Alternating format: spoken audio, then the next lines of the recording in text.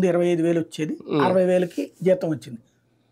అప్పుడు చెప్పారు ఇట్లా ట్యాక్స్ కట్టాలి అన్నటువంటి. నాకు ట్యాక్స్ డిడక్ట్ చేసి ఎంత అని చెప్పేసి కాగితం పంపించేవాళ్ళు, స్లిప్ ఫామ్ 16 ఇచ్చేవాళ్ళు. అది తీసుకెళ్లి యాక్టర్కి ఇస్తే 2009 నుంచి మీరు కట్టాలండి అన్నారు. అంటే నేను 2010లో జమినీలో చేరినప్పుడు ఫస్ట్ నాకు ₹1,00,000 శాలరీ అన్నారు, చేతికి 67,000 వచ్చింది అనమాట. ఏంటది అంటే ఇట్లాగా ట్యాక్స్ పిఎఫ్ అని అన్నారు.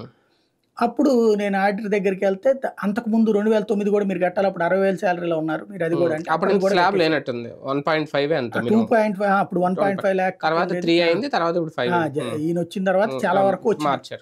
కాకపోతే ఇప్పుడు ఈ ఏడాది వీళ్ళు పెట్టిన దాని ప్రకారం ఏంటంటే 17,500 తగ్గుతుంది ఇది కట్టే పన్నులు.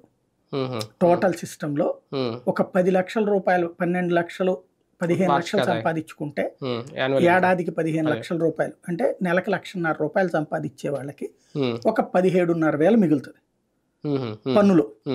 అది పెద్దగా ఎవరికి అందు ఆ రేంజ్ లో కట్టేవాడి.